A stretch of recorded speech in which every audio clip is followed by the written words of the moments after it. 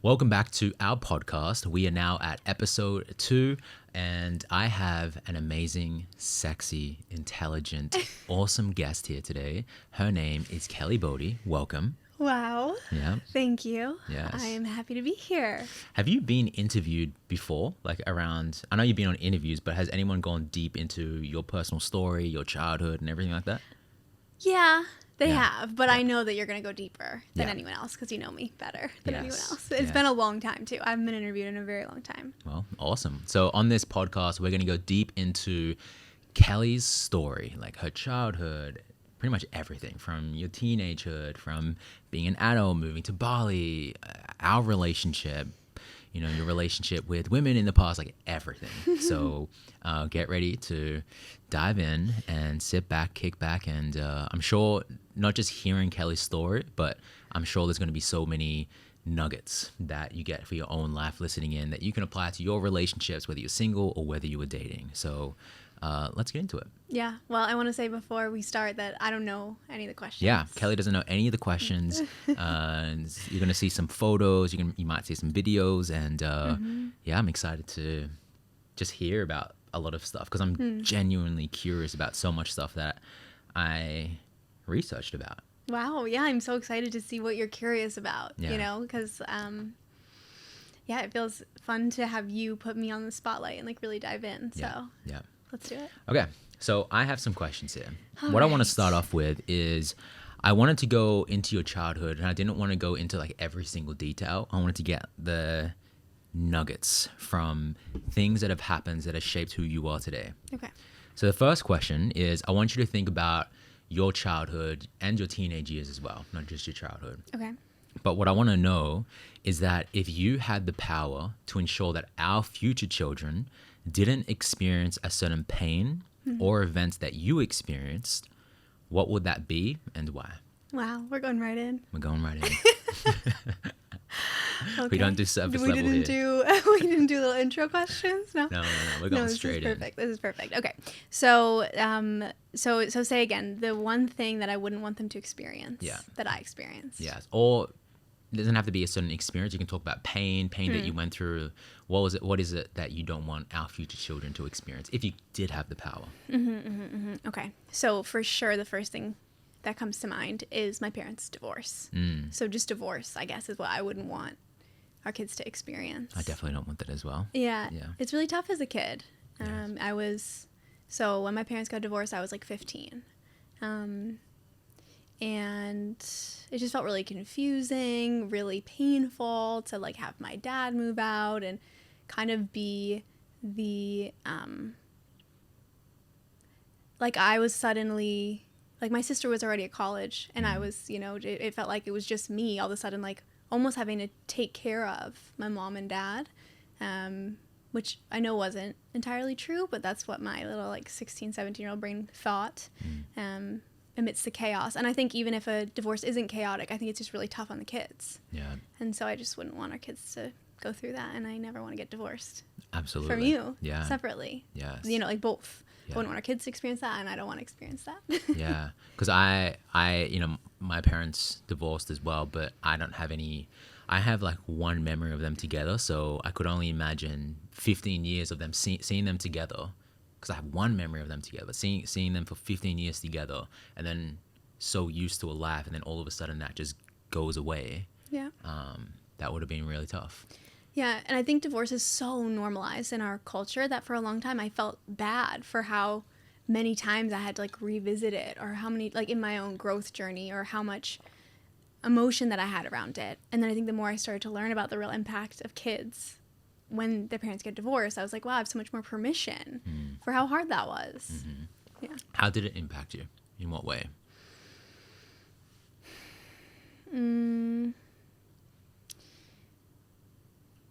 Well, I think it's like fundamentally, it's kind of like the foundation that I thought was sturdy, like cracked. Yeah. So it was almost like the only thing, it's like, I grew up with a family, like your family is, so I think especially maybe when your parents are married, it's like it's like a unit, and it's like your safe place. And I think that I always thought my family was happy and good. And then when I found out that my parents were getting divorced, it was like everything that I thought I knew about my life and my family was, and my mom and my dad even, was not what I thought. Yeah. You know? Yeah. Like that moment when you thought, I don't know if you've ever experienced that, but like where you thought you knew what was going on, and then all of a sudden you were like, yeah, just so wrong. Yeah. Yeah. That would have been tough. Yeah, so I think and then it changed who I was in the family. I mean, I think another thing is I just remember the day I found out, actually. And I can remember the specific moment. I had just read an email on my the family computer of my mom to a friend that she wanted to divorce my dad, and she wanted to date and like be free. And I didn't tell anyone that I had read it because I wasn't supposed to read it. My mom actually told me, she said, before this, she said, Kelley, don't go on the computer. So of course I went straight to the computer. Yes. And I was a little bit younger then too. I think I was like 14, you know, because it hadn't actually happened yet. But so I didn't tell anyone. And then I remember walking outside because we were like on our way to go somewhere, and standing in front of the house and just thinking, I have to be tough now. Like I'm on my own, I think is what I thought. And so from then on, I put on this mask of, I think I always had like kind of tomboy, like tough energy. Like I love my dad. I always wanted to be like my dad. So it wasn't like I didn't always have some of that, but all of a sudden it was like hardened. It was like I have to be tough. I have to take care of myself. And I think after that point, like I didn't cry for, I mean, unless it was like an outburst because I was like super duper emotional, but like I pretty much didn't cry until I was like 18 years old from like, you know, those like few, I mean, probably longer than that, but like for a lot of my life, maybe from like 16 to, I don't know, 21. Yeah. See, I didn't even know that.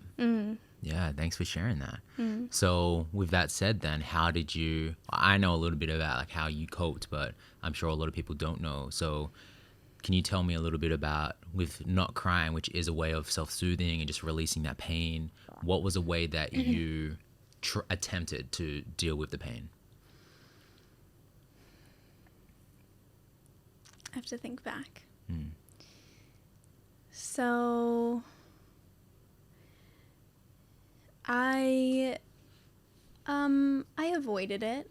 I would, you know, keep myself really busy with friends, with partying. I started to drink and party, and that was a big way that I avoided my feelings. And it was just like a rebellious, like, fuck you to my parents too, because I was like, you can't tell me what to do, because you guys don't even have your life together, so I'm gonna go and do what I want.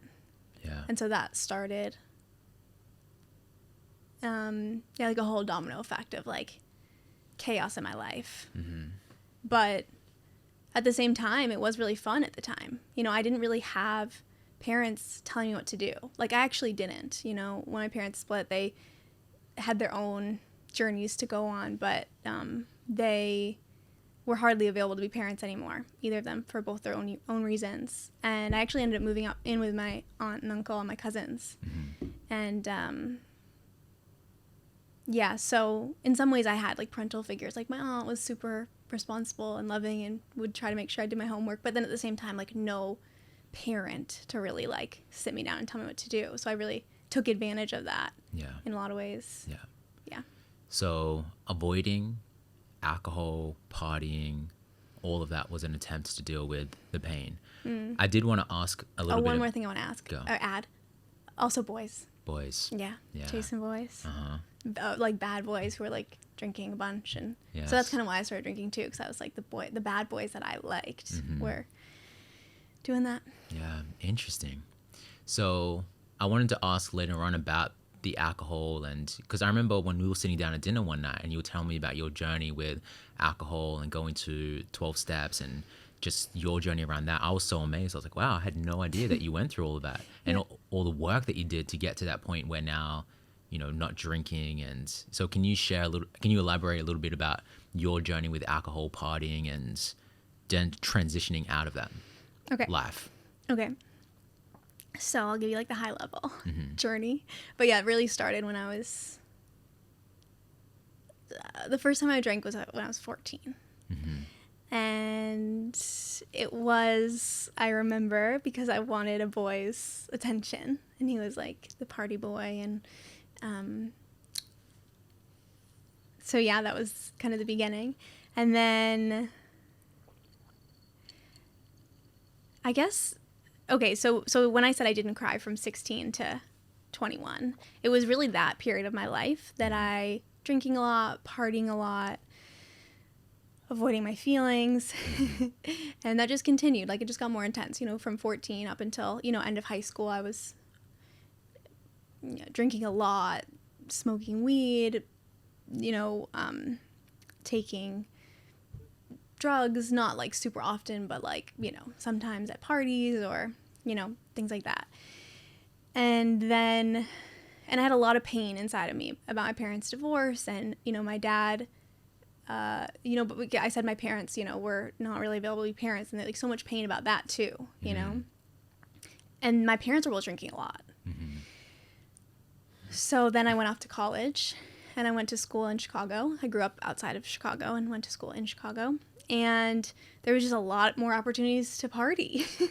It was, you know, acceptable to go out like 5 nights a week, and we could get into these little, you know, hole-in-the-wall bars and just get blacked out whenever we wanted. And so, like, me and my friends that I made there would just drink even more. It escalated more and more. And then, so my life kind of came to, I hit a rock bottom, really. A couple of things happened. So I was just getting right into the heavy stuff right off the bat. So I was 19, and I was living in Chicago, but I actually withdrawn from school. I dropped out of school because I went to college for a year, and then I just realized I never really wanted to go to college, actually. But I just went because everyone went, and I wanted to get out of my hometown, and I just needed a way to get out, and so it felt like that was the way.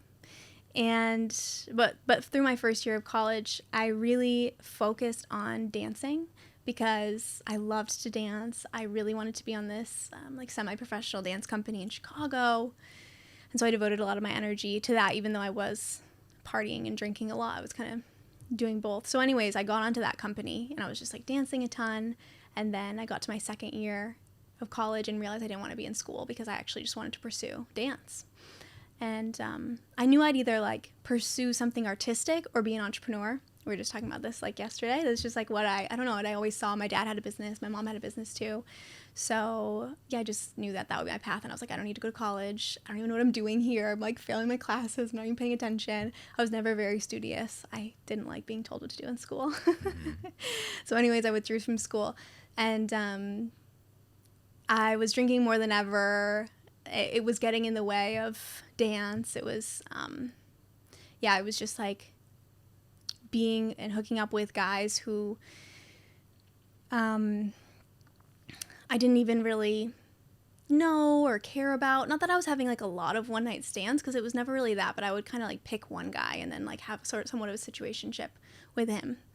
And so anyways, where it all really came to a halt was when I found out I was pregnant at 19.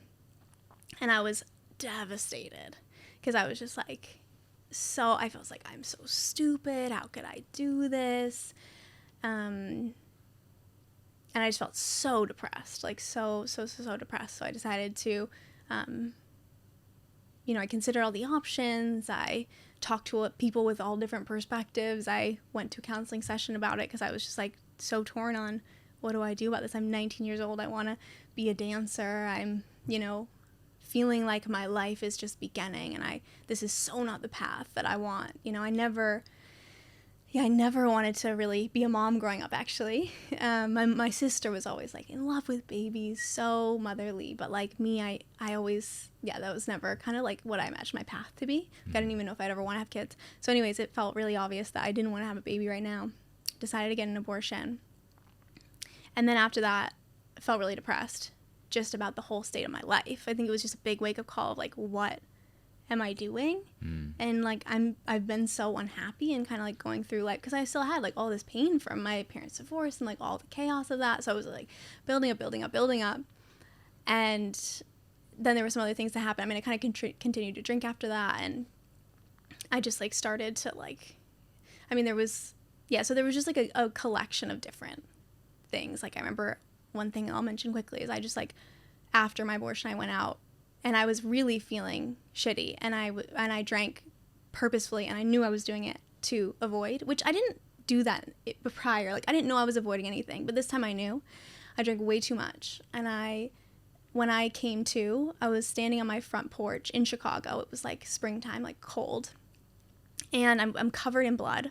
My jeans are ripped at the knees, and there's like blood all over my shirt, and I don't have my bag that I went out with, and I'm alone, and I can't get in my house. And as I gathered what happened, I had to walk to my friend's house and get my bag, and literally covered in blood, take the train. It was such an embarrassing and also eye-opening moment for me of like, no more, you know, like this isn't what I can't do this anymore, basically. And I decided around that time, right, with all the things going on, that I wanted my life to change. I remember actually having the thought of, I want to heal. And I knew that I needed to. And, you know, if we rewind a bit, my parents were always really into healing, actually, when I was really young. Like my mom and dad, they were always into personal growth and healing and spirituality and exploring all these things. So it's like I knew I had experienced that when I was younger, and I knew it was possible. So anyways, even though I didn't really know what it would look like or what it really meant, I knew I could heal, and I knew I wanted to. Like I just knew I wanted a different life. And it was from that decision that these new opportunities started coming my way to like start changing my life. So firstly, I stopped drinking so much. I stopped blacking out, and I used to black out a lot.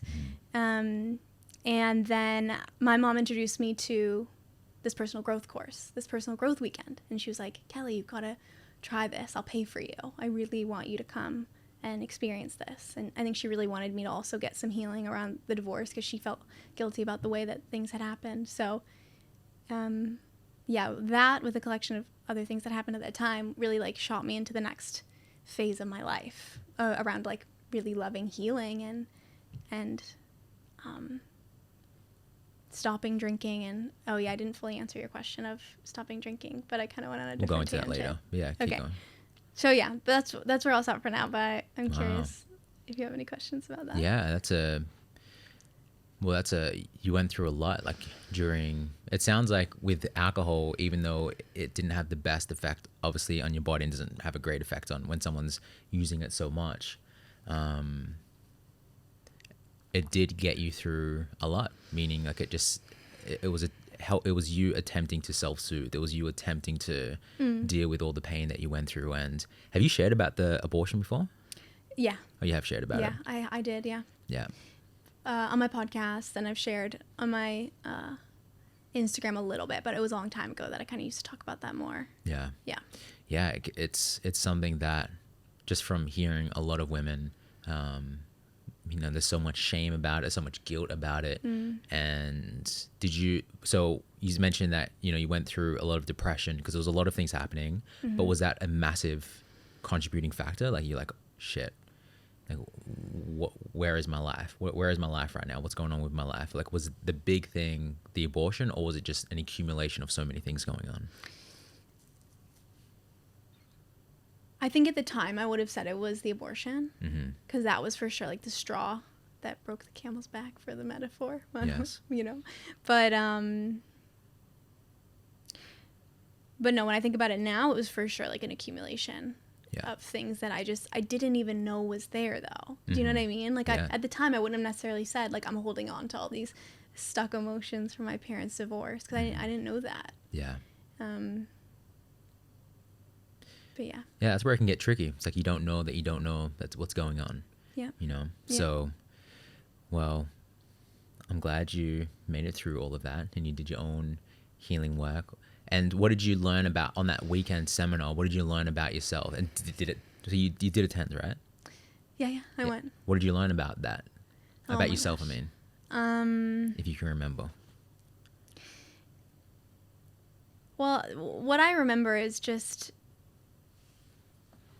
like having this, it felt like, okay, so if I rewind a little bit more, because this has to do with it, but so after I decided to heal, there was one of my friends asked if I wanted to do acid one day, and I was open to it, and we ended up like sitting at my well, there was a couple different times, I don't know, but yeah, okay, it was a time when we were sitting at my apartment. And basically what I experienced during that trip was just this feeling of being free. Like it felt like in that moment I could see like how bogged down I had been and how like not myself I had been, like all these layers of like hardness and sadness and thinking I have to take care of myself and whatever, like I could just see them like lift, and all of a sudden I just felt like free. Like I was like a kid. I felt like a kid again, where I felt like I could be like expressed, and I felt like I could say whatever I wanted, and I could be joyful, and I just hadn't felt that in so long, because I just felt so constricted like in my life. Like I just felt like I couldn't say anything, I couldn't be myself, I didn't even know who myself was, like there was just so much. And in that moment I was like, whoa. And I knew that I was like, I want to find a way to this sober, because I knew that obviously that wasn't the path to like what I really wanted, but I was like, I know this is possible. So anyways, when I went to that weekend, I started to chip away at those layers, and I was like, this is the path to get to that feeling, but like sustainably. And so I knew, like, I was just locked in from the first weekend. I was like, I love this. This is exactly where I need to be. So after that, I just kept doing courses. I ended up signing up for a 7-month course. And that's when I really changed my life. I moved in with my mom, actually. We went through a ton of healing about the divorce. And then I stopped drinking. And not entirely, but I stopped, like, going out. Because I remember my personal growth classes, they were on Friday nights. And that was a big party night for me at that time. And so, yeah, it's like that. My life just steadily started shifting more and more and more. Yes. This was in 2015? I was 21, so that was 8 or 9 years ago. 2015. Okay. So at this 7-month program, before that, on that weekend, was that the moment when you met Amy? I met Amy. Yeah, On I met weekend? Amy. No, not the first weekend, but during the 7-month program. During the 7-month program. Yeah. Yeah. So for those of you who don't know, Amy is Kelley's best friend. You've been friends since 2015, and you've had 8 years. So from meeting at Landmark in that was a 7-month program. Yeah, and the weekend. And the weekend. That was like my beginning. Yeah. Yeah. You moved in together. You lived in Hollywood. Yeah. To being best friends, breaking up as best friends, coming back together. I'd love to know, one thing about Kelley is that she's so awesome at becoming friends with people. I remember the time when we were in Australia and just we're getting ready to go on jet skis, and you like gave a compliment to the woman behind you, and then I went to the bathroom, came back, and you're in this like a big conversation with that couple, and it just goes on all the time. You're just so great at creating connections with women, and sisterhood is clearly something that is so important to you. You make a big priority for that. What I would love to know is, especially with Amy, what has been one of the biggest lessons that you've learned about yourself from your friendship with her?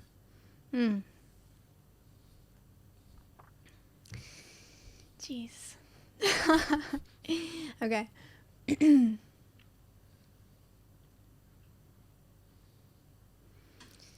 of my biggest lessons. Well, I think Amy, in a lot of ways, well, God, how do I pick? Amy's been such a Maybe not one. pivotal person in my life. Yeah. Yeah. Some of the biggest then. Maybe not the top lesson. Some of the biggest lessons you've learned from her. Okay. About yourself from her. About myself from her.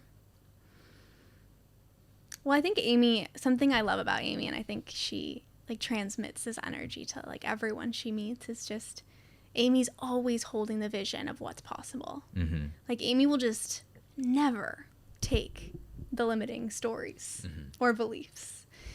And that's really, she's always just been like inviting me into like the next version of myself. I'll be like, you know, for example, I was like, oh, I really want to come to Bali, but I just don't have the money. And Amy's like, are you kidding me? Like, make it happen. Borrow the money. Like, come on. I'm waiting for you over here. Or I'll be like, or I was like, oh, I really want to become a coach, but I'm so scared to hire like my business coach that I needed to hire to kind of learn how to do it. And she's like, you know, she's always just like holding the vision with me of like, take the leap and you know it's going to work out. And I just, to have someone see you that way, to like hold that vision when I couldn't, or I couldn't have on my own, was so, yeah, life altering. Like I'm just so deeply grateful. It makes me feel emotional. Yeah. To think about. Yeah. She's really, really awesome. And I'm so glad that you have a best friend like her. Especially, you know, it's so easy to just be friends with people who we grew up with or people that we went to high school with just because they're there, just from proximity. But, you know, you two connecting on such a deep level, and I can see how much of an impact she's had on your life. And I just learned so much from her when she's just like, speaking. Yeah. So was that hard? I don't know if have you spoke about like your friendship breakup with her? You've already spoke about that? Yeah, like some places I don't even remember. It was so long ago, like on her podcast or mine. Yeah. Maybe we'll come back to that later on. So wait, I'm wondering if is the mic too high up? No? Oh no. It's Okay, I just want to make sure. Yeah, we'll leave that in. Okay. We're just gonna keep it all unfiltered. But I just could not say it in case it was. Yeah. Okay, so here's what I would love to know then. Okay. Boom Crack. Oh, where did you find this information? The dance company that you were talking about, is that Boom Crack? Mm-hmm.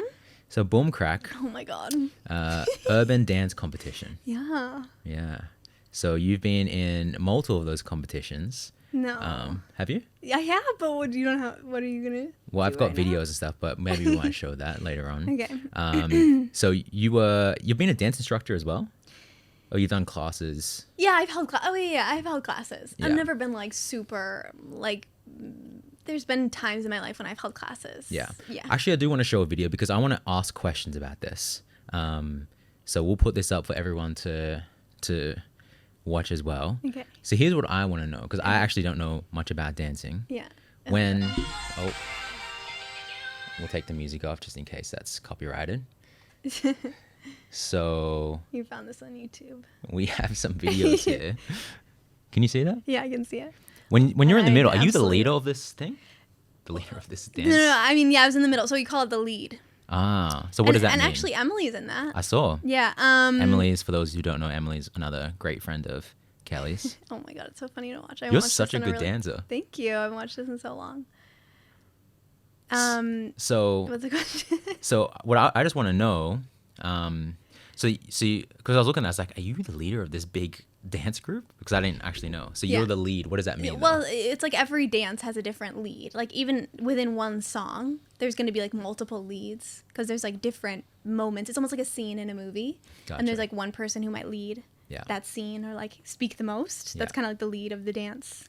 So there's like, Cool. you know, so that was created as like so when I moved to LA and I wanted to see if I could pursue a career as a professional dancer, what that would be like. So my friend put that together for me, just putting together all my like some good moments in my dance life. Yeah. Yeah.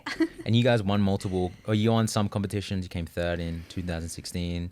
How many did you win? Oh, I don't remember. But it was like a lot.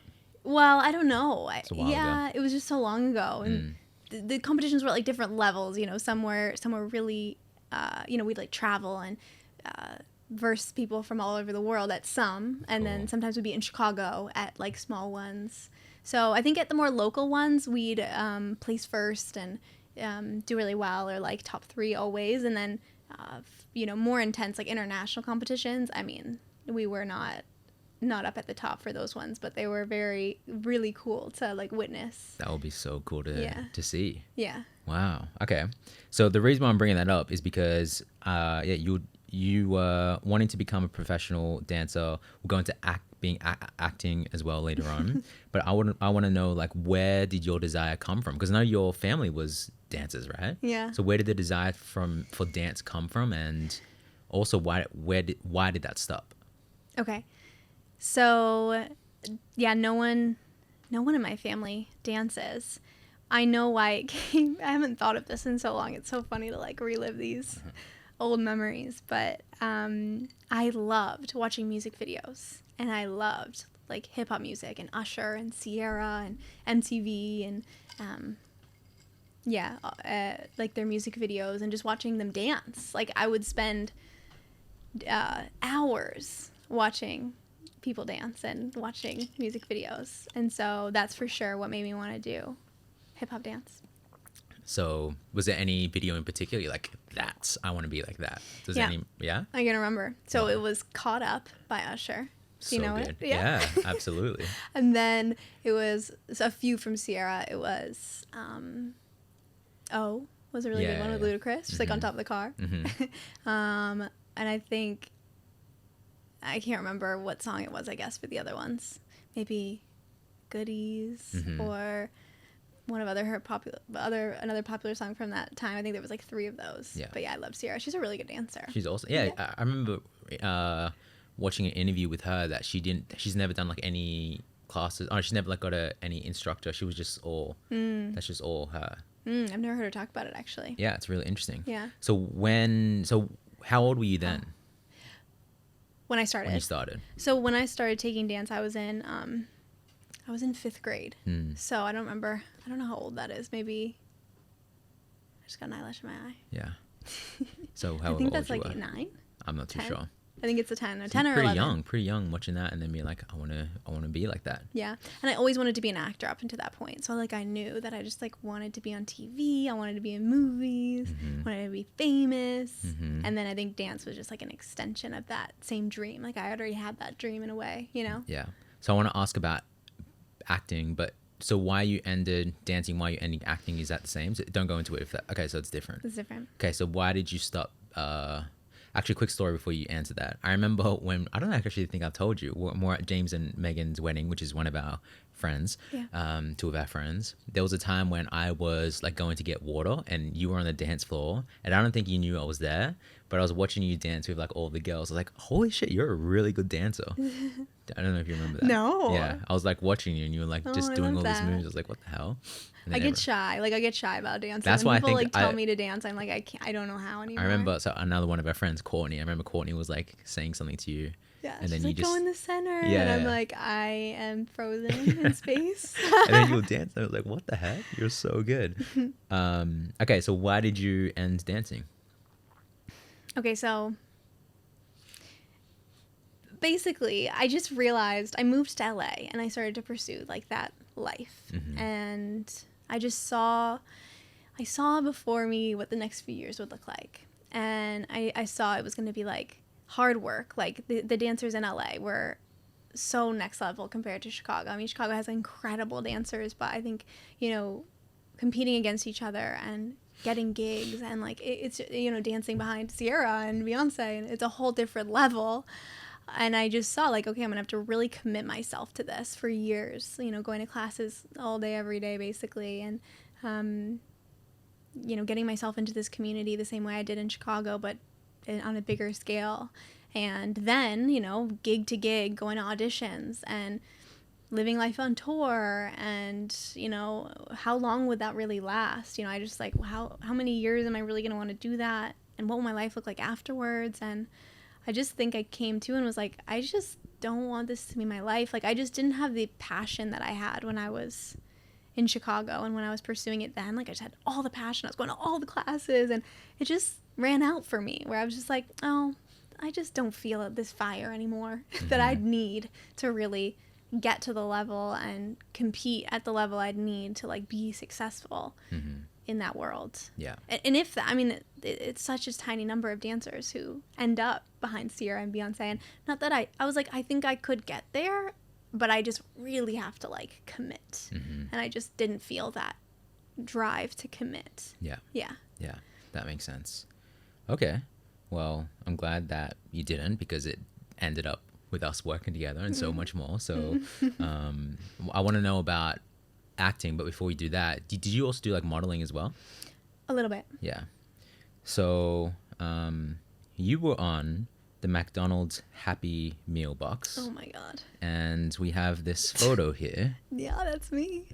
You were American Idol sweepstakes. Do you remember this? Yeah, oh yeah, for sure. You remember the day going into that? I remember the photo shoot. I remember going to see that at McDonald's. Mm-hmm. All my friends, some of my friends came with me, a couple of my friends, and they all got Happy Meal because I was on the little Happy Meal box, and they all wore them as purses. Wow, that's so cool. We were in middle school. I think I was in 6th grade then, I guess. Yeah.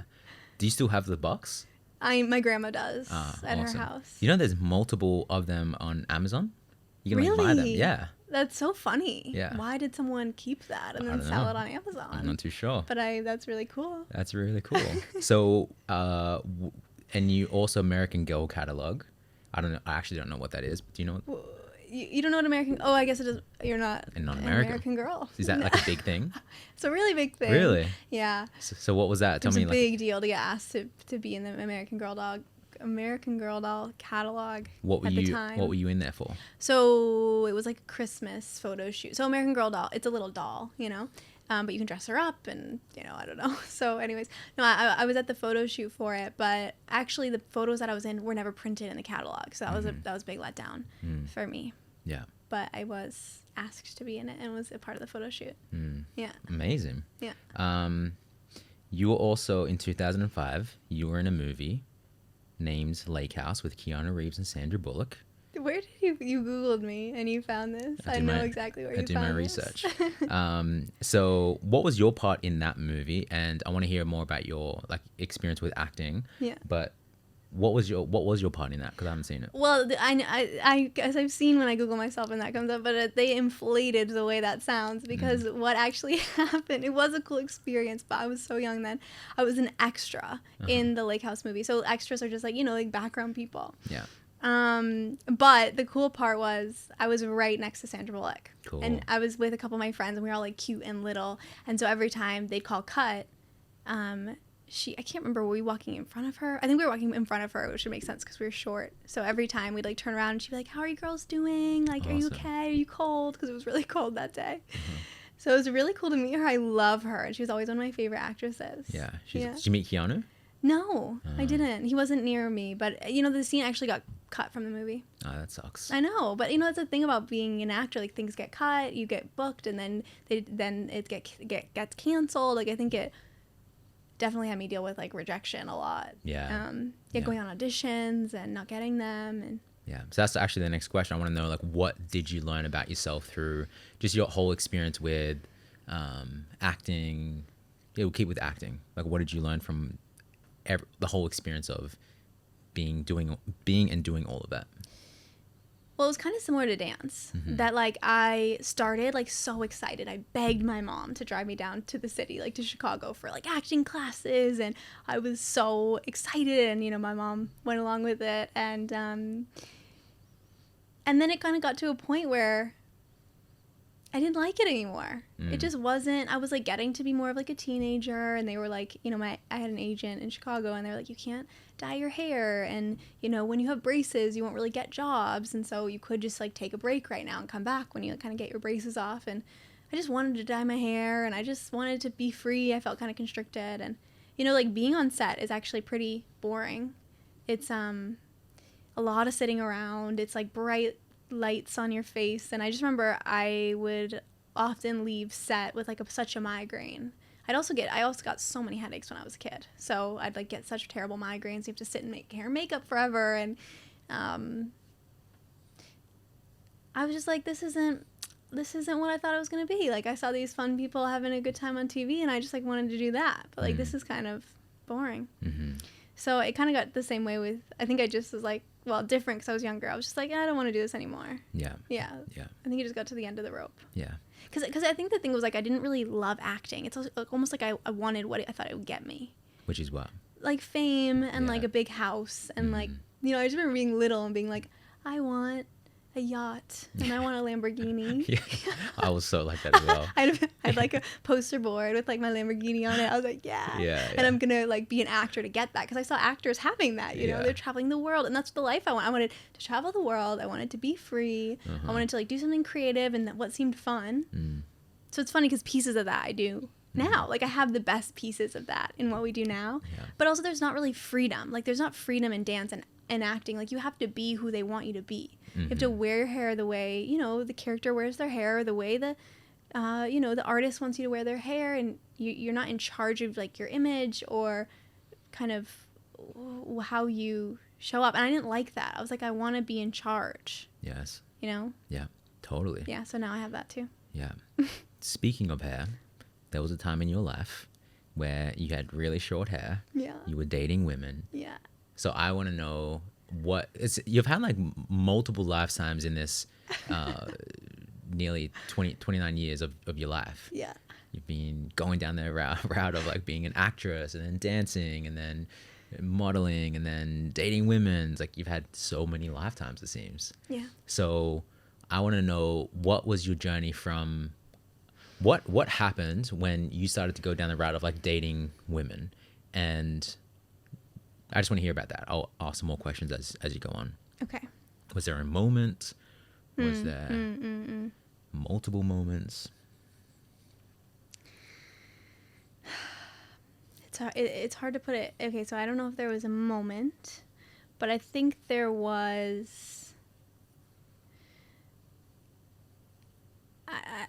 I don't know, a collection of moments. So like I said, I grew up kind of like tomboyish, right? Like I always wanted to be like my dad. Mm-hmm. So there was that, where I always felt a little more masculine than like my girlfriends. And then there was like the fact that when I was through middle school and high school, it was like all my friends were, well, not maybe high school less, but like middle school, I don't know, all my friends were always like dating all these boys. And I feel like in middle school, that's like, I don't know how old that is exactly, 11 to 13 or something. All the boys are asking the girls out, and like kind of that's beginning. And I never wanted to like date any of the boys. I just didn't like them. There was one boy I liked, but he was like too cool and never was interested. So, Interesting how that works. Is like the guy that doesn't give me attention, you're like, that one. Yeah. That's one. Yeah, I know. It was Seems like, to be I couldn't let go of him because I think it was just because he wouldn't like me, you know? And there was so many other guys who liked me. And even when I would like the guy and then he'd like me back, I'd be like, oh my God, why do you like me? Like, I don't like you anymore. Yes, totally. I get that. I think I was like afraid of that actual like dating someone.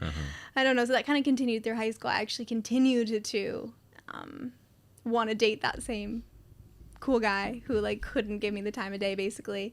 And so I just never dated guys. I never really liked guys except for this kind of one elusive cool kid. And I think like I don't know, I just remember like having that wondering of like, okay, I don't like all these guys, like what's wrong with me? Like why don't I like this nice guy? Why don't I like this guy who likes me, you know? And I was like, God, do I like women? Like I remember thinking that in high school. And then I felt like, yeah, I didn't know if that was true, but then I was so ashamed to think that might be true. I just never told anyone. And then I kind of held on to that, and I continued to kind of struggle with my relationships with men, you know, or like boys at the time, but, you know, always wanting the guys who didn't want me, giving myself to guys who weren't available, feeling heartbroken, never wanting to tell anyone because I was a cool girl. I was tough, you know, I held everything in, and just had some like tough relationships. So anyways, I got to college, continued that thing. I got pregnant, got an abortion, and then I was like afraid of like having sex with men. So not only had I like had these tough relationships with men, but then I was like, it feels scary to even be with men. And after the abortion, that fear really started to kick in. Oh, for sure. I was like so scared because I just never wanted to experience that again. So then I was like, well, maybe I do want to date women, and I have had this thought before, and it felt safer, you know, in so many ways it felt safer. And I think it was also my challenging relationship with my dad because I always loved my dad so much, and then through the divorce and like all that happened inside of that, it was just tough times, you know, with my relationship to the masculine. So I thought this maybe would make sense. Mm-hmm. So yeah, I started dating women and kind of came out with like my desire to some close friends and family, and started dating women. What was that like when you said that to your parents? What was their... I actually haven't even asked you that. What was their reaction when you told them?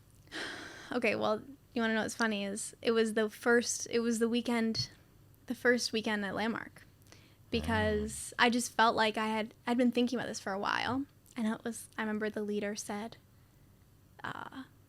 you know, they were kind of talking all about like coming clean, like sharing with people, like not, yeah, I don't remember exactly, but it was like, I just remember one phrase he said. He's like, it's not that you have secrets, it's that your secrets have you. Damn. I know, and it's still here in my brain. Mm-hmm. And I was like, wow, this feels like such a secret. Like I had been holding on to the secret, because I had been like, it wasn't like I just decided and I told them. It was like I had been like struggling with this for a while, you know, because I didn't date men after I'd had my abortion, and I was kind of just like considering this and pondering this, but still feeling a lot of shame about it for a long time. Anyways, I called my mom and dad that weekend, because Landmark's all about, for anyone who's done it, you've done it, it's like, call them, tell them. So I'm like, you know, they're like, we're going to go on break and call that person. I'm like, oh my God. So not only was it terrifying because I was so ashamed, but also I was so closed off. Like I was so freaking closed off. So it felt like jumping off a cliff to my death to basically share something like that. I was sweating, so stressed. Anyways, I told my mom, I just told my mom that weekend. Actually, I told my dad later, but both of their reactions, they were so loving and accepting. They were like, amazing. Oh, amazing. Love you. Yeah. That's great. Yeah. Yeah. I love how accepting they were and are. Yeah, like your were. parents are awesome. Speaking of your parents, here's what I would love to know. Looking back at your whole life, what memories, or what is one of your favorite or most memorable moments with your dad?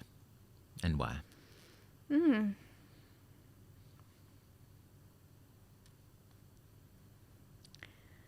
Okay, that's a good question. Okay, so I can't really think of one moment, but I'll say a collection of moments. So my dad, he's really into martial arts. He's into Taekwondo. He's done it since he was like 18, I think. So now, you know, he's a 5th degree or 6th degree black belt. I don't know. He's been to Korea. He teaches under this like Korean man at this school, and he's taught there since I was a kid, since I can remember. So I grew up going to Taekwondo classes, and I think that's always something my dad and I really bonded over, was just like Taekwondo, and I did gymnastics because he did gymnastics when I was younger than that, and he is now still so into like working out and fitness and health. And so I think it's just those moments of like connection in those places. Yeah, like I love talking, you know, my dad's also, it's hard to pick, I don't know, but my dad's also really into like personal growth, and I think he was a lot, so I love like just talking to my dad about books and like deep topics. And okay, so this is what I'll say. One time my dad, so when this is my favorite memory. When I left LA and moved back to Chicago, my dad flew to LA and drove with me from LA to Chicago, which is a really long drive. It was How many like 3 hours? days. Wow. 3 days, and we slept. I think it was 2 nights that we slept, so 3 full days of driving. And I think that was my favorite memory with him, because we just got to have like deep talks, uninterrupted, just like hang out. I got to like, you know what his favorite songs are and like play them, and yeah, I loved that. It was really special. Time to connect. Yeah. So outside of that, why does that stand out as such a like a impactful memory for you?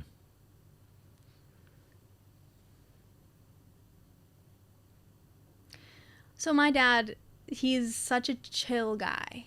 He's like such a chill guy, and he grew up with my mom and sister and me, and I think there was like a lot of feminine energy in the house always, because it wasn't just my mom and sister and me, but there's a lot of women in my family. So I feel like I just always remember like the women always being like so loud and like running around and chatting and yelling and being emotional and whatever.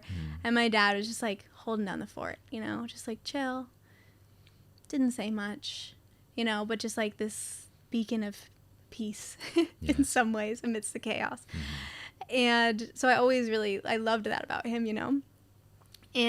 But because of that, I think my dad never, like, I always heard my mom and talking a lot, or my aunts or whatever, but my dad was kind of like, you know, just chilling, watching sports or something, you know.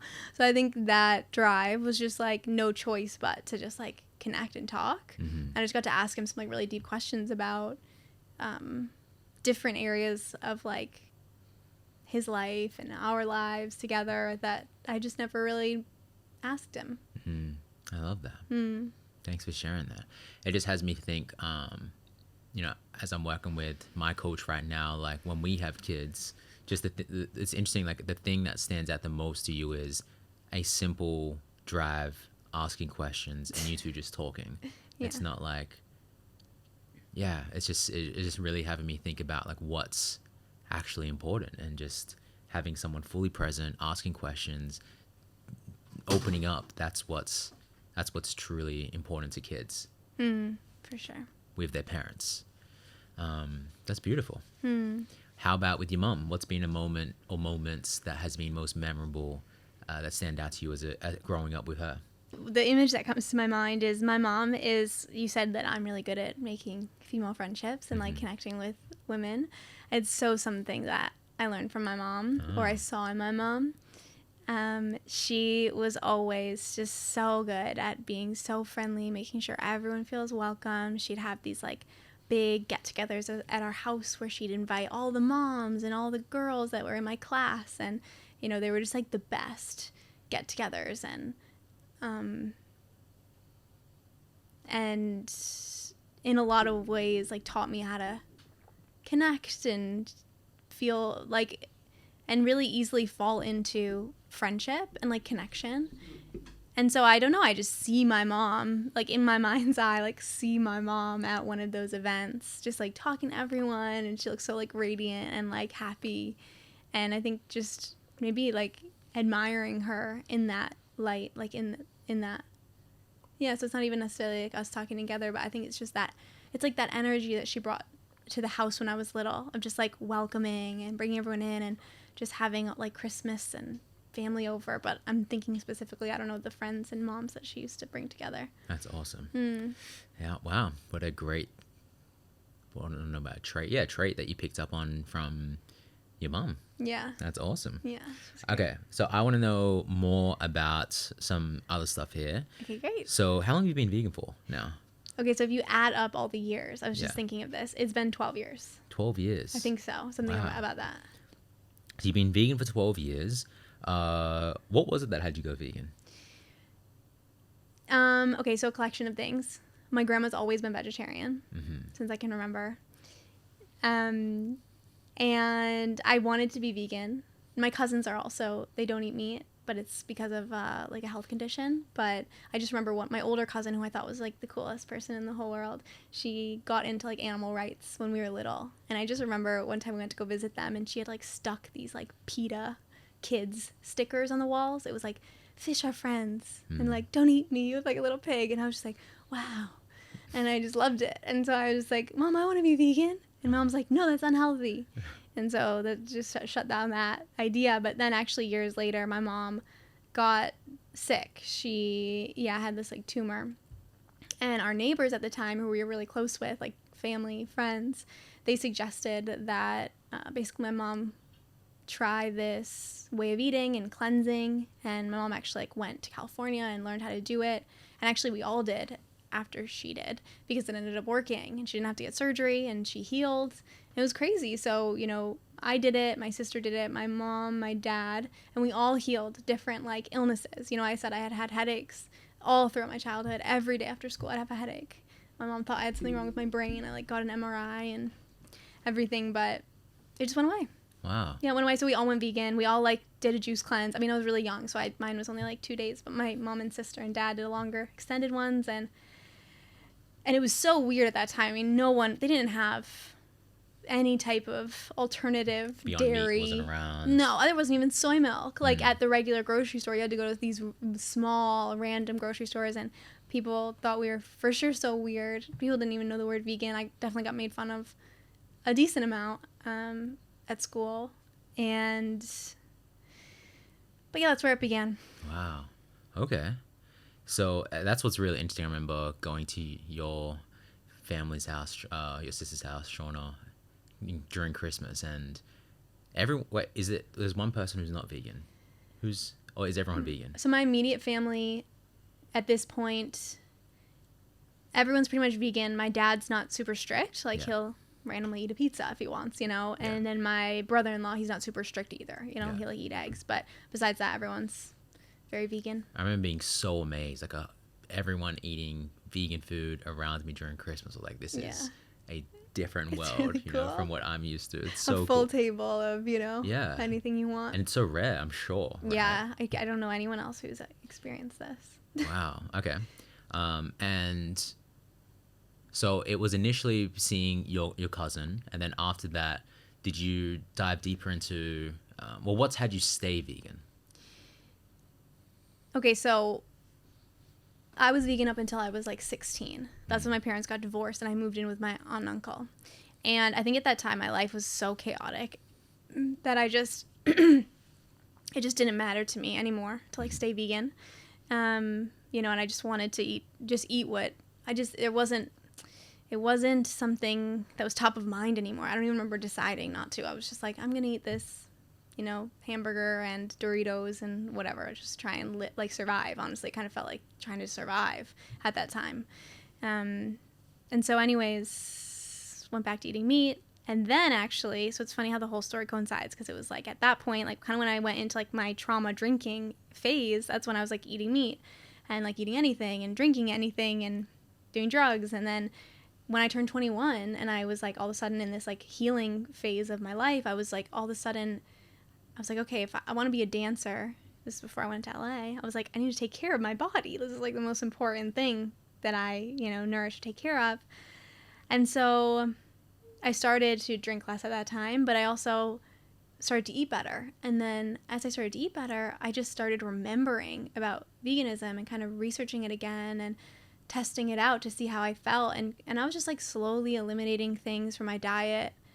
And then I'd like eliminate cheese, and then I'd like eat some cheese and I'd be like, ugh, like that. I felt terrible. And then I'd eliminate meat, and then I'd eat meat and I'd be like, oh, I felt terrible. So I like did this really slow transition of just like along the way, just choosing and seeing every step that I was like, wow, I feel so much better being vegan. I also like deeply believe in the ethics of it, and just watching some videos of like animals suffering in slaughterhouses also really, I kind of did that after I did the slow transition. And I was still like, okay, am I really going to commit to this? And then I watched some of those videos and I was like, oh, absolutely.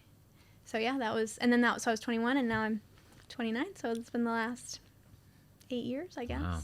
Big shift with your health, big shift, like letting go of drinking. And you only stopped drinking right before you came to Bali, right? Yeah. So when I was, so there was like different phases. Because I said I stopped when I was 21, right around that like abortion, dark night of the soul time. But then there was different times kind of from that point up until I came to Bali, which was my 26th birthday, when I would have stints of like drinking, because I never decided fully like, okay, I'm stopping now. Yeah. So it was like if I was around people who were doing it, then I'd do it. Mm-hmm. And then if I wasn't, then I wouldn't. Yeah. So yeah, there was still some dark moments after that with drinking. I don't remember if you told me this. What was it that had you go, okay, because did you start going to like 12-step meetings for drinking? Well, yeah. Okay, so what had me? Mm-hmm. Let me tell the story a little bit. So I decided to, well, okay, long story short, I don't know how to, I'm skipping over some things, but we don't have to go through everything, obviously. But I came to Bali initially on a 2-week trip vacation, and then ended up wanting to stay, and then COVID hit, and then decided to stay, and I was with Amy and a couple other friends. So when I came to Bali, actually rewind to the beginning of that, I just got here and I went to a 12-step meeting actually with Amy. And it was in person in Ubud, and it was like up in this little like treehouse type thing. Everyone's drinking coconuts and talking about healing. And I was so inspired. It wasn't about drinking or drugs. Sometimes when people, for anyone who doesn't know, it's like sometimes when people hear 12 steps, they only think of like alcoholics. But there's actually like so many 12-step groups for people who grew up around alcoholics, for people who overeat, for people who under earn, for people who, I think there's one for people who are on social media too much, people who are workaholics. So it's kind of about the deeper reasons that we become addicted to things and looking at that. So anyways, the meeting I went to was actually called Al-Anon, and it was for people who had grown up in alcoholic or dysfunctional family dynamics. So that was really medicine for me. I'd been going to some meetings around that because it was really helping me heal too around, different things from my childhood. So I just remember in that meeting, I decided that I wouldn't drink anymore, that I was done. Yeah. And also that I was going to, I didn't, this one didn't really stick, but I was deciding that I was gonna, stop dating as well. Wow. Yeah. Yeah. So I want to know about that. So you stopped dating for a while. You refraining from alcohol, refraining from dating. Yeah. What was that like for you? And what was the intention behind not dating as well? Because I don't know if people know about that. Yeah. And I did end up going to like AA meetings, Alcoholics Anonymous meetings. They were really helpful. I never like did the steps, or I didn't like fully commit to that program. But so you asked about the dating. Mm-hmm. Okay. So why did I decide? What was the question? Why did you stop? Why did you say that, okay, this is the thing that I am going to stop doing? Okay. So when I was living in LA, after I decided not to be a dancer, I got into a really intense relationship with this woman. And we got engaged. And that relationship fell apart after, I don't know, a year and a half or something. But when I got out of it, it was just so clear and obvious to me, not just from that relationship, but from a couple little situationships after and before. Like when I was just looking at my whole life of relationships, I was just like, wow, this is a mess. And I really want to have a loving relationship, but I just have no clue how.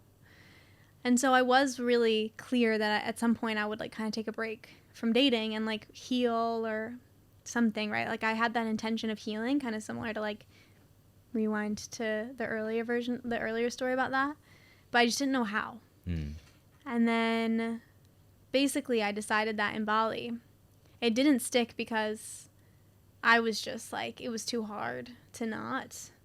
So especially I don't know, like landing in Bali too, everyone's on like vacation and everyone wants to flirt and everyone wants to connect. And so it was like an alcoholic trying to quit drinking inside of a bar.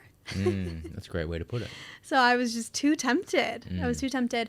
And then it got to a point where I was really clear. I was like, okay, well, I really do want this, but it's almost out of my control to stop, right? It felt like compulsive. And I was like, geez, this is, and I had some reflection also and like feedback from my friends, and they were triggered by my behavior and I was triggered by my behavior. And anyways, I ended up going to a different 12-step group for sex and love addiction.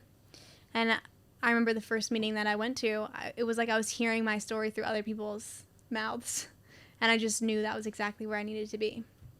So I committed to that program, started working the steps, got a sponsor, and started healing that area of my life. And that's where I really cut off any dating, any flirting, any connecting with, because at that point I realized I actually wanted to be with men. I didn't want to be with women. So that was out of that. Like that's when you really started to learn about that. Well, so it is kind of actually it can be connected to sex and love addiction to like just kind of try to find love anywhere. Like it is kind of this characteristic where it's like, okay, well, I can't find love with men. Well, maybe I can find it with women. It's just like trying to fill the hole that's in my heart that actually no one else can fill with anything, right? I thought men didn't fit it. Oh, well, maybe women will fit it, but when I was really truly honest with myself, I was like, not fulfilled in my relationships with women. I was dreaming about being with men. It was not a genuine desire. I think it was more of my chaotic tendencies. Yes. Yeah. Wow. What a do you think that if you didn't go through SLA, Sex and Love Addiction Anonymous, and all the other 12 steps meetings and their programs, do you think that this relationship would be as it is right now? No, I 100% know it. Wow. 100% know it, because it wasn't just SLA, but it was Al-Anon, which really helped me heal my relationship with my dad, which was so needed. And then that helped me heal my relationship with the masculine, which I love teaching and talking about now, but I needed to heal my relationship with my dad before I could do that. And then that really set me up to be able to love you and see you. Wow. And SLA, I mean, what I learned in SLA, it just helped me come back inwards. It was like I was always like trying to get something. I was like, I need your attention. I need your energy. I need you to take care of me. I need, this and that. I was like leaky. I was flirting with everyone. I was always trying to get validation and attention. And SLA just like slapped me in the freaking face. It was so hard to get sober from sex and love addiction. I literally had nights where I was like in deep pain, of like physical pain, and I know that it was like detoxing from and just really allowing myself to feel all my like the loneliness that I had been like avoiding. Yeah. It's interesting that you speak about that, because a lot of people might just think of withdrawal symptoms from a drug or alcohol, but not knowing that it can also happen from so many different things, whether it be with people, sex and love, or other people, whether it be their phone. I know if we did a challenge where we stopped checking our phone as soon as we wake up, and then an hour before bed. And I remember like being like an addict, like I gotta know who sent me an email. It's like it can be real. Totally. So, okay, so I hear the lesson that you got from SLA. What was it? Something that you got? This will be helpful for everyone. What is something that you got from Al-Anon that was so helpful for you to heal your relationship with your dad and the masculine? Okay, so my dad, for a little backstory for anyone who doesn't know, my dad throughout my life was always drinking. And with that, ending up in the hospital or ending up in rehab or not coming home, or, it wasn't just kind of casual drink at dinner. It was chaotic. And it was something that also we never talked about in my family. So it was always very much swept under the rug and don't tell anyone because no one would understand, or that'd be embarrassing to the family. And there was a part of me that felt like if he loved me, he wouldn't do that. If he loved me, because also, he wouldn't show up for special moments. I remember I moved into like my college dorm. It was my first day of college. My dad was supposed to be there, but he just didn't show up. And I took that personally again and again and again, because my dad, he was like my hero, like my best friend, and I just thought he was indestructible and perfect, and until I realized he wasn't. And I just thought like if he loved me enough, or if I said the right things, then I could have changed him. And what they really talk about in Al-Anon is that you didn't cause it, you can't cure it. What is another one? There's all these slogans in 12 steps, and sometimes I struggle to remember them. You can't change it, you didn't cure it, or you can't cure it. Wait, let's see if I can think it. Basically, the gist of it is like I didn't cause it, and I can't cure it. And it's not my business to try to change him. And like this is his life and his, like it's his life. It's not my business. It's his relationship with God, and actually all I can do is just take care of myself. And it was just like this lesson around trust, and like trusting him, trusting his journey. Also for me, like getting out of the parent seat with my dad. Like even though I can, for so much of my life, I looked at him, I was like, he is doing it wrong. He's should be doing it this way. It's like, well, I actually don't know that.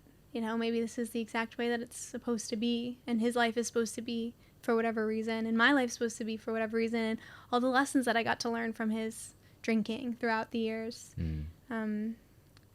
So that's not really, and I think when I healed that wound, like that big wound that had been there, and I'm making it really simple, but obviously it was like a long time and many things went into realizing that, but when I healed that gaping wound, it felt like in my relationship, I could actually see him for the amazing man that he was. And I was also in this process at the time of learning how to love men separately, like separately from this Al-Anon stuff, but I was also like reading some books and learning from different like feminine energy coaches and retreats and all these stuff. So I was just starting to see the qualities that men have that women don't.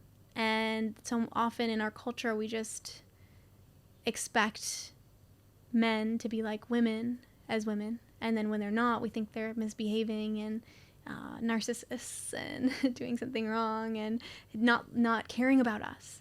And when I started to learn that the differences that men just have, even though I was so resistant to learning about this at first, because I was like, this is stupid and I don't believe it. And, you know, all my feminist conditioning was like not agreeing. But when I just started to objectively kind of look, I was like, wow, I see that. And I see my relationship with men like transforming. And so anyways, I started to see my dad for the amazing dad that he was. It doesn't mean that he didn't have faults. It didn't mean that he was perfect, but who is actually. So I just could love him for who he was and who he wasn't. As a man, as a dad. And I think that was like, God, I think it's been one of my biggest, actually, when I think about it right now, like lessons around relationships. Yeah. Just putting down, trying to change and fix him and just loving him for who he is. That's amazing. Yeah. I remember something that I got from you, that you got from Al-Anon, is when you I remember you speaking about, you know, setting a boundary, just not needing to know. I don't know if you want me to include this in. You can just edit it out if That's needed. Okay, you can. Okay. When you were telling me about how you told your parents, like, I don't want to hear about like everything that goes on and with drinking and stuff like that. And that really impacted me because I was always trying to like find out what's going on with my family and like all the challenges and just putting myself in their business. And then just seeing like, okay, that the part of me just wants to like rescue them out of their pain. And yes, you going through Al-Anon, I got so much from that, just hearing your breakthroughs and takeaways. So thank you for doing all the work that you did on yourself to set us up to have this amazing relationship. And I'm sure it's just going to impact us so much more, even more when we do have kids. So I'm really grateful for all the work that you've done on yourself. Thanks, babe. I appreciate that. You're It's welcome. nice to know that. I think I've heard you say that, but I didn't know. I guess I didn't know it impacted you that much. Yeah, absolutely. So there's so much more that I want to hear about. So coming to Bali, this was a leap for you, right? It wasn't like, I'm going to come to Bali. You didn't have like a ton of cash stacked up, and it was a whole journey for you coming over here. It was a massive risk. Oh my God. So can you share a little bit about like what was it like? What was it like for you coming over here and then realizing it was in the middle of COVID, well, just when COVID started happening? And can you share a little bit about like how much of a struggle it was for you in the beginning? Okay, so just to kind of link the story together, because it's weird, we're talking in chronological order anyways, mostly like bopping around a little bit, but like, okay, so I got out of that chaotic engagement. I was like homeless in LA with my dog, living like literally a bunch of garbage bags in my tiny little blue car, and just sleeping on friends' couches and whatever, until eventually I really ran out of money. My dad flew over, drove me back. That was my favorite moment with my dad. Oh, okay. It's all coming together now. Okay. Yeah, and then I was living on my grandma's couch. And I really mean my grandma's couch, because there was 8 of us living in a 3-bedroom house. My sister had also moved in. My sister, mom, her 2 kids. My sister's pregnant. We have 3 dogs in the house in my grandma's little townhouse, 3-bedroom townhouse. So I was literally living on the couch. It was chaos. Wow. It was such chaos. Who was your sister, Shauna? Who was she pregnant with at that time? Mia. Was it Jack? Oh, Mia. Mia, yeah. Okay. Yeah. So it was really cool to be there for the pregnancy, and I ended up getting to be there for the birth, which was one of the most special moments of my life, being in the delivery room for my youngest niece's birth. So that was for sure a big gift that came out of that time. And there were a lot of gifts during that time, but where was I going? What question did you ask? Oh, Bali. Okay, so we're leading up to Bali, right? Oh my God. So I had I had done some personal growth work around specifically like my feminine energy, especially when I got out of that relationship, that engagement. My friend Amy, she was at that point teaching about feminine energy when we were friends, because we went through kind of a friend breakup, but when we got back together after that chaotic relationship ended, my engagement, and she was like, come to my retreat. Now it was her retreat. Come to my retreat and just like, you know, allow your, like, just come. I loved personal growth, but I'd kind of gotten away from it. And I was really resistant to feminine energy because I was I had such intense like feminist conditioning. I loved like, you know, feminist books, and I like studied it in college my 1 year, but like, you know, I loved it. I like wanted to major in, you know, women and gender studies. Like I was hardcore. I mean, I had a shaved head, I dated women. I was like hardcore, you know? So all that to say, with the idea of feminine energy, I was like, that sounds so heteronormative in my words then, and like outdated and whatever. But I was in such a low point again that I was just willing to try it. And anyway, so my point with that is one of the principles inside of that retreat that I learned was to follow my desire. Mm-hmm. And of course I had heard that before, and I had followed that in some ways, and you know, I'd done different personal growth, but it was different because it was like this feminine desire. It was like felt in my body, like in my intuition, you know, not in my head, not based off what I thought it would get me, not based off a goal and like setting those, you know, but it was like those illogical, crazy desires that you think you couldn't possibly have. Those are what I started to listen to because Amy was like, you can do it, you know, like again, like that's her energy and that's what she taught me too inside of her programs, but also it's the friend she was. So I decided, you know, my life was like, I was like, what's happening in my life?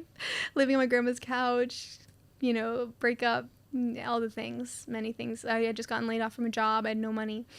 And I was like, okay, 2020 is coming up. I'm committing to following every desire in 2020. Wow. I had no clue what was coming in the year, obviously, like globally.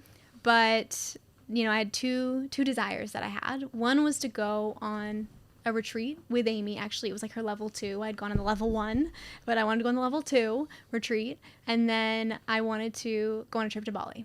Okay, those were my 2 desires. That's as far as I could see out into the year. It felt so illogical. I was hardly making any money, like doing little like, God, I don't even know, like freelance, whatever on Upwork. Mm-hmm. And But the thing is I had Amy in my corner cheering me on, and even though it seemed so illogical, I don't know, I made them both happen. I worked a little harder. I made some extra money. The universe shifted to allow me to have it when I just committed to it. And then I bought a flight to Bali. I was going for 2 weeks was my plan. I'd actually just before I came to Bali, I had went and interviewed for a job at Whole Foods. I was going to work as a baker in Whole Foods. And I was like, okay, well, I figure if I'm in the bakery, I could still like listen to like my headphones and like listen to personal growth and like, you know, still kind of work towards my goal of like, I don't know, being an entrepreneur, and not need to like interact with people. Mm-hmm. Anyways, I got a job at Whole Foods. So did you get the job? I got the job at Whole Foods. Wow. I can't remember if I think that I decided to go to Bali over working at Whole Foods. Like I would have had to start. I was supposed to start, and I was just like, I emailed them, and they were like pissed because I was supposed to start like in a couple days, but it was like this fork in the road. Like, do I stay in my hometown and work at Whole Foods, or do I just throw it all? Oh, like, do I just jump off a cliff basically and just follow this insane feeling desire? Wow. So I just followed the insane desire. It was really uncomfortable.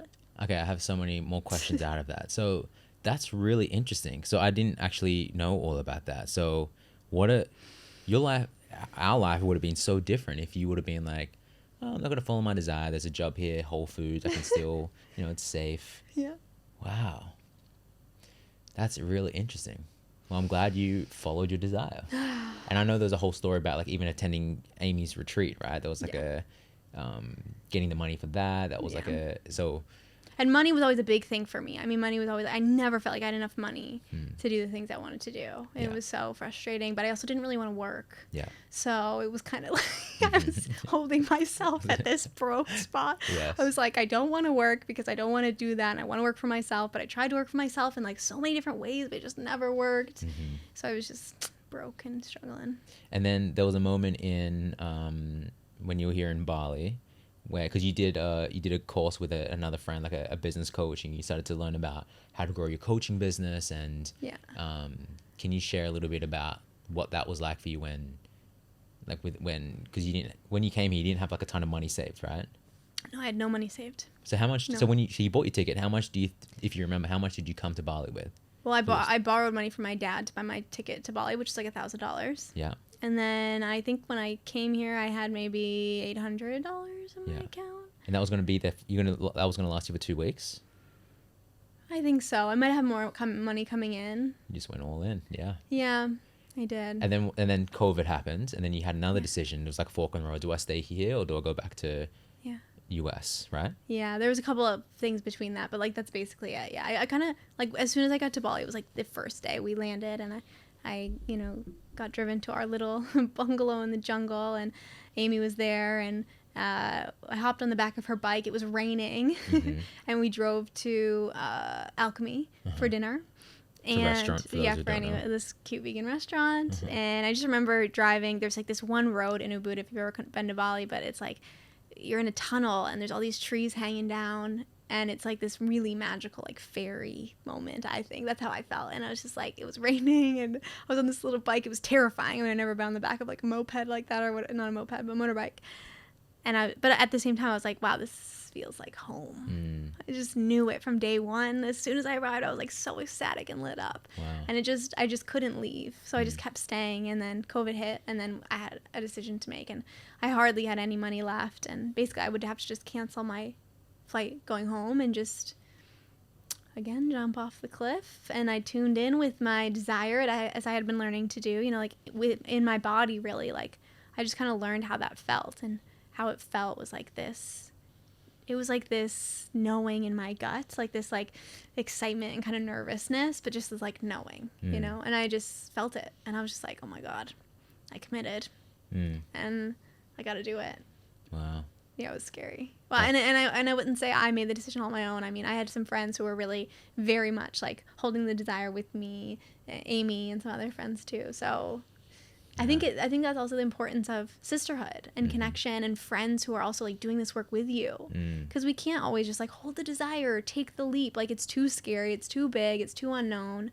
But to have friends on the other side who are like, you can do it, I've done it, or I've done my own version of that. It's just it meant everything. Yeah. And even if you get that through like books or podcasts, or you just have to. I had to hear it from somebody. Yeah, it'd be so good if there was like a program or something out there that would have like, where you could like go on calls with people each week and like like be around other women. Don't you think so? Yeah, that'd be pretty good. Maybe you should make that. No, like don't you think it would be good? Like if you called it Womanhood. Yeah. Don't you have a program called? I do. What is that about? So it's Womanhood. It's a membership for women. And it's a place where, women can create sisterhood with other women who are doing the same healing work, and where women also get to connect to their feminine energy. Wow. Do this work of like connecting to your body, to your desire, to your voice, and learning how to love men, communicate with men, take off like the masks and like the layers, like I talked about, like my hardened layers. I felt so constricted, and it's just like inside that we do the healing work to remove those. And so women can actually just live in alignment with their feminine energy. And really what that means is like living in alignment with their truth and with their desires, and really with like the most authentic version of themselves. Amazing. Yeah. So if listeners or watchers want to know more about that, where do they go? So you can go to kelleymBode.com/womanhood. Amazing. And then you'll find it there. Kelley with Kelley. Yes. Thank you. A little promo alley-oop there. Thank you. But that is why I made it. Yeah. Yeah, and it's a membership because I just wanted women to be able to like stay in and like really create a community that can continue to grow and be easy to stay plugged into. Yes. Yeah. But that is the common theme that I know for my life, and also I'm just hearing for you, like the common thread is if you didn't have friends around who were willing to be a stand for you and support you and hold up a mirror and be like, no, I'm not going to just let you just do, like just be there for you. Yeah. How much of a different life you would have had. You know, even with us getting together, that's a whole other story, but like, yeah, the you friends who supported that. Yeah. Yeah, totally. So that's really powerful. Okay. So with the time that we have left, there's a lot more questions I want to ask, and some of these are going to be, some of this is going to be related to some of the lessons that you got. What I want to know is, actually, before I go into that, is there anything else you want to share about the Bali journey before I go into the next question that you haven't spoke about? I don't think so. Feel complete there? Yeah. Okay, so who has been the biggest mentor for you in your life, and what impacts have they had? Outside of like family, friends, like who has been a mentor for you? It's like, wow, if I didn't have that person, if I didn't have these lessons, my life wouldn't be the way it is today.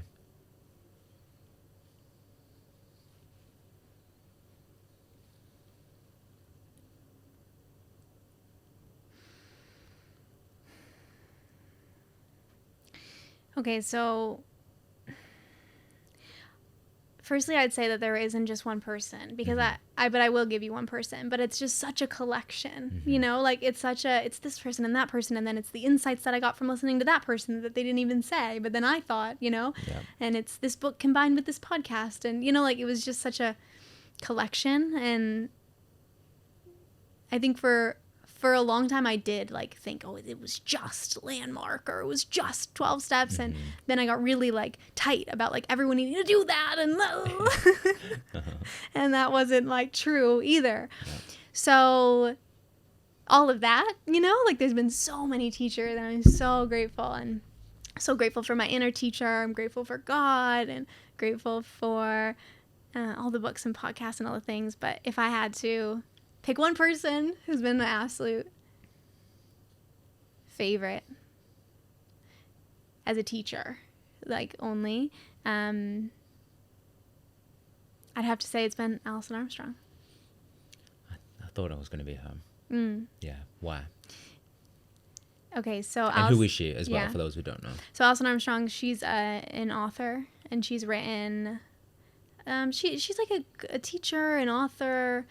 She teaches about relationships, and particularly what I love that she writes and teaches about is about loving men. And I just think she's a genius. And I've learned from so many people along my path around loving men, healing my relationship with men, but all of them have learned from her, you know, or most of them have learned from her. And I love that her work's been her specifically studying men. Like, because her work is really her own, it feels like. You know, I know she's gotten it from, I don't know, movies she's watched, or I'm sure absorbed. Actually, Alison Armstrong's in Landmark. She talks about it in her books. So I know that.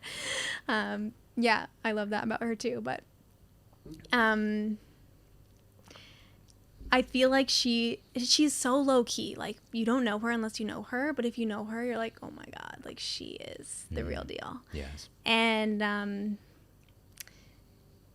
yeah, I just really respect her commitment to like studying men and helping women learn how to see and love and hear men in a way that actually creates fulfilling relationships, because I feel like that's just so missing in the world. And I just know so many people who now teach like offshoots of what they've learned from her. Yes. And I don't even know if she knows the impact that she's made around that. I'm sure she does to some respect, but I hope she hears this. Shout out to Alison Armstrong. And you did an interview with her. Yeah.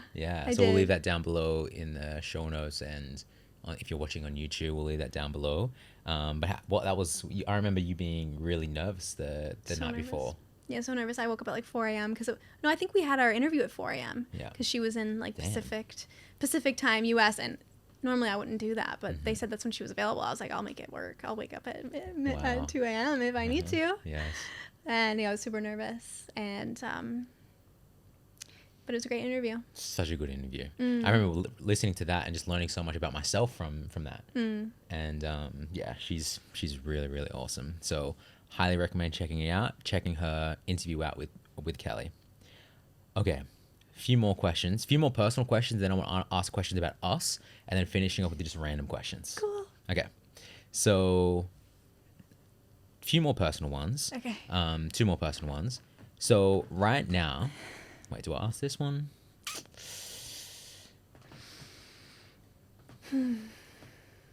Yeah, I want to ask, okay, two questions. Second last one with your personal life is around your sister.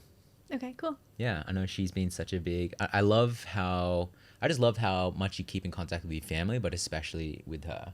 So, I love, your relationship with her. So, yeah, similar to what I asked about with your mom and your dad, what is your favorite thing about your connection with her? And are there any memories that stand out that are so memorable to you?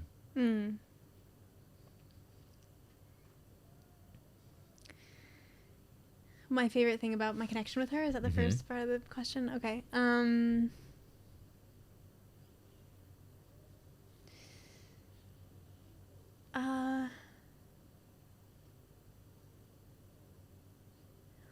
I think that we've always just really like understood each other and backed each other.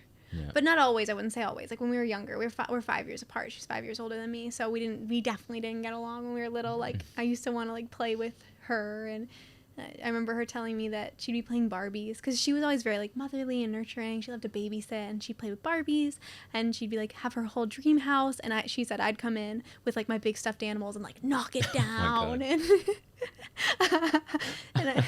there's like funny pictures of me. I always loved animals, so I'd always have all these stuffed animals, and I used to carry around this big like stone. I don't know what animal it was, but like it was like like for the garden, like a stone like fox or something, and that was like my big like toy. Wow. That was weird. So I think I would always ruin her kind of games, and she didn't want me to hang out with her and her friends, and so when we were younger, we didn't really get along. But once she went off to college, so I was like 13, a bit younger than that. I think maybe once she was like maybe 16, actually, I remember. Oh my God. When I was like 11 and she was 16, that's when we started kind of being friends. And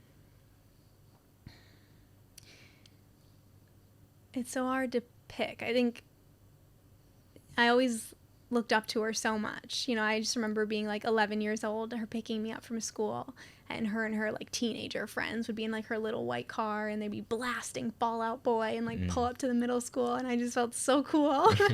Getting picked up by all these high schoolers. I think that's a memory that comes to mind. But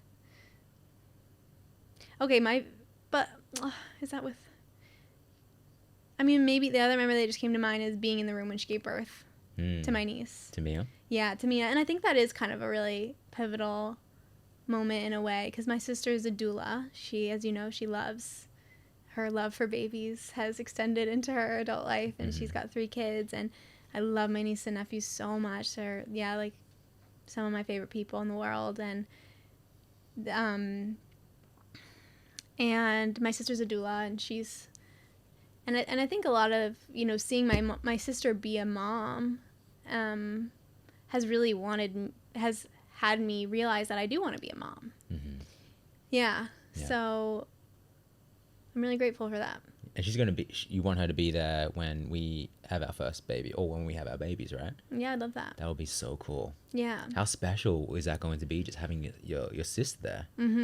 Yeah, and that she'll know, like she'll have some tips and things to do, and yeah, that's going to be so awesome. Hold both of us. Yeah. Yeah. She also really likes Alison Armstrong. Yeah. Yeah. And interesting as well that you loved, she loved like Barbie and stuff like that as a kid, and like being a mother, like with playing with dolls and stuff like that. Yeah. And you loved animals, and now we have 4 cats, and it's interesting. Yeah. Okay. Last personal question. If you were to write a book about the current stage of your life, what would be the title? Wait, that doesn't make sense. If you were to title the current stage of your life, what would that be? Ooh. Okay, well,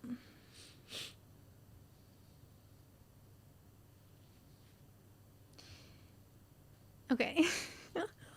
Well, okay, what I would name it, because I've thought about this, actually, and I feel like we're in this. I'm going to give a little intro and then I'll name it. But like, I feel like we're in this transition period where we're preparing for this next phase of our lives. Like we're preparing, you know, we're going to get married soon, and we're setting up our business in a certain way. So it's more, you know, we can make money in a more like passive way, and we have more space to really be parents. Yes.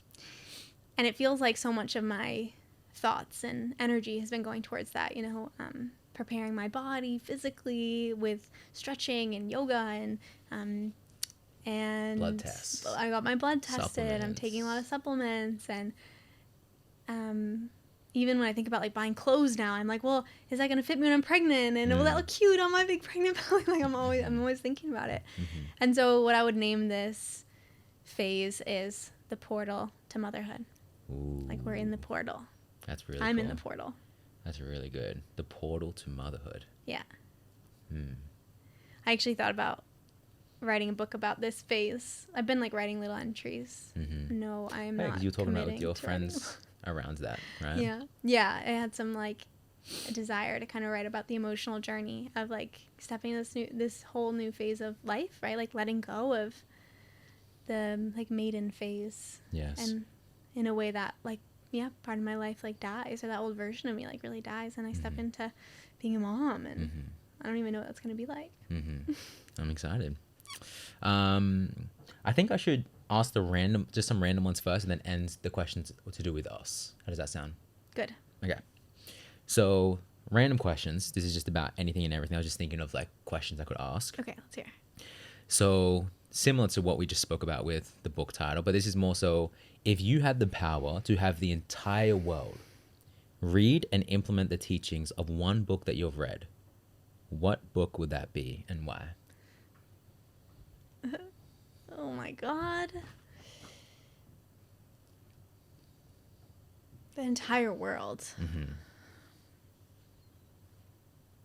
They had to read it and then they had to implement it.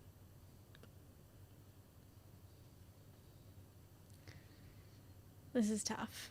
It is a tough one. One book. What would you have one?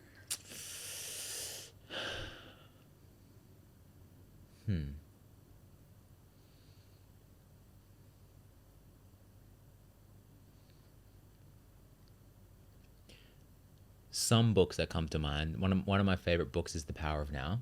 And the reason why is just because it took me out of like a really dark time of my life when I was going through a breakup, and I was like, whoa, I'm not my thoughts. And I remember that was just it's so simple now. Like, of course, the thoughts that come up, it's not me, they're just thoughts. But I remember in that moment of my life, all the thoughts that was in my mind, I thought that was me, and I was believing every single thought. And just separating thought from the watcher of the thought was like mind-blowing to me at the time. So the first thing that comes to mind is probably The Power of Now, if they had to implement it. But the first time I tried to read it, I was like, I didn't understand it. I got through a few pages like, this is, well, I don't know, what are you talking about, you know? I had no idea what he was speaking about. And then it was only as I did more personal growth, I went back to it and I was like, this is mind-blowing. And I had to be ready for that book as well. So the first one that comes to mind is that. Yeah. How about you? Okay. I almost want to pick like a really simple. I feel like I don't have like the book for everyone. I don't think. Some really like, but I haven't read these books in so long. You know, because I'm thinking like the more general ones that I feel like I'd love everyone to read. Like I think of The Four Agreements. I love that book, and I definitely still think of those principles, like not taking, especially not taking anything personally, like nothing good or bad. I think that's a really big one. Or The Untethered Soul. Have you read that one? No. Really? Yeah, I love that one. I had a similar, I can hardly remember most of the book. It was a long time ago, but it was kind of similar experience as like the one you just said. The Power of Now. Power of Now, yeah. Where I was just like recognizing where like my thoughts were not me. Yes. And where I was like going crazy, like believing all my thoughts. And I was like so strung out on all my crazy thoughts, and just separating myself from that. I remember feeling really free reading that book. Amazing. We've got like 12 minutes left. So I'll just go to the questions about us. Skip the other random ones. Great. Okay. So let's say that we're 95 years old. No. We're at the end of our life. I believe we're probably going to live way longer Yeah. than that. But let's just say we're at 95. We're 115. Yes. No. So we're 95 years old. We're Yeah. on our rocking chair, Aw. looking back at the life that we've lived and what we've created. What do you want to look back on and be most proud of?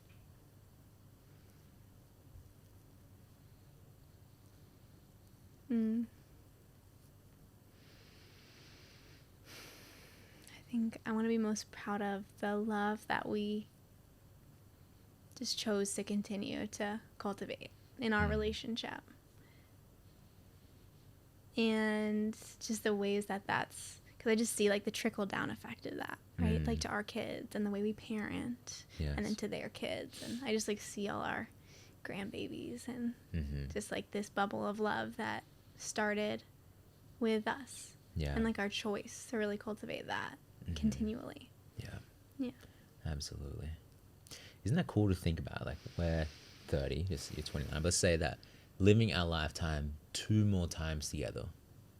Like living our whole entire life 2 more times, but then living it together. Yeah. It's a lot of life to live. Yeah, we got a while. Yeah. Yeah. Yes, that's awesome. Okay. So what has been a past wound that has been healed or is healing the deeper that we go into our relationship? The first one that comes to mind is this thing of thinking, like this wound of thinking I've done something wrong and you're mad at me. Because I have just held on to that one for a long time. Like, I'm bad. I've done something wrong. And you're mad. And in the past, I've been in relationships where the people I dated, they would get mad and like agree with my story. So then I was just validated and like I'd done something wrong. And then I recognized where that was off and through my healing journey. And then what's so beautiful is in our relationship, just how that's just never been the case with you. Like, you're so, like, I'll tell you something, for example, right, that I'm like really scared to say, and maybe I have this like past movies playing in my mind of telling ex-partners and then blowing up and having a big fight or taking it personal, and you just never do that. You just you just like take them in with so much love and care, and even if you do get triggered, you like handle it with grace and take care of yourself, and you don't take it out on me. Yeah, and it's like this part of my nervous system that just gets soothed every time that you do that. Yeah. I'm so grateful for that. Thank you.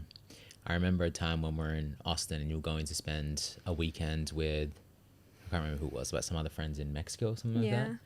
And it was like a last minute thing, and then you told me about it, and like, and I remember you being so like amazed, or like I just remember it was so much to you that I didn't get angry, and I was like, you know, do you remember that? Yes, I do. I was so scared. I think I wanted to go, and I waited because I was scared to tell you, and I wanted to take it personally, and I want you to feel alone. You're going to be in Austin all by yourself in the U.S. I was supposed to be there with you. And then I just decided I'd tell you without even like making a decision, just see how you'd kind of respond. I think I was trying to gauge test. it. It's like, is he gonna? Yeah. Yeah, but even the other day, I told you I didn't want to come to Australia for Christmas, even though we had these plans, and you were just like, great. Yeah, I want you to do what you want. Yeah. And I was like, okay. Yes. Totally cool. Yeah. Well, I love that. I love that that wound is getting healed or is healed. That's Thank awesome. you. Thank you for your part in that. You're welcome. Is there anything else that stands out? Or do you feel like that's been the biggest one?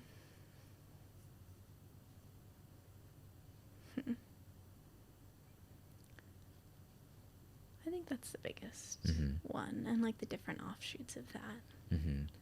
Yeah. So that's the nervous system.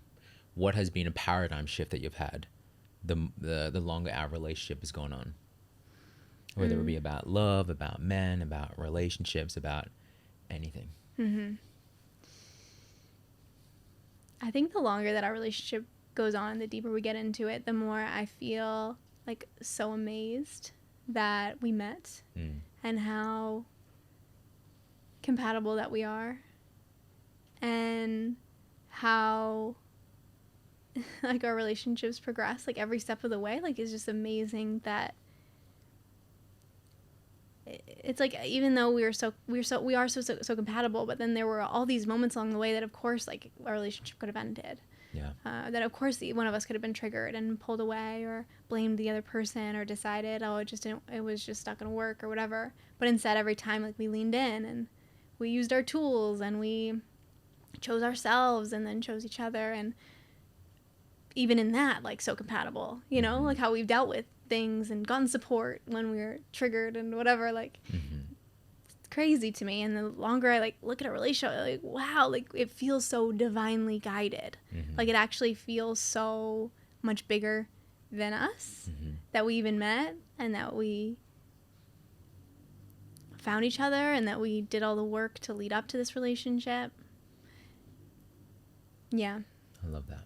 yeah, I think I was like always thinking, yeah, I don't know, it's like I struggle with the word soulmate because I'm like, oh, it just puts so much pressure and it's so intense and thinking there's one and whatever. And I don't know what I think about that. And maybe we can have many soulmates and I don't know, but I'm so positive that you're a soulmate of mine. Absolutely. That you're my soulmate. Yes. For sure. And I think that I've just grown and grown in that knowing with you. Yes.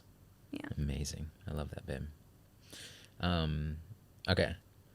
Last one around this. So let's say that we're 115 again. We're on our rocking chairs. We're looking back at our life, but we're only looking back at the last, since we met to now. And we're thinking about the most favorite memories of the time that we've been together.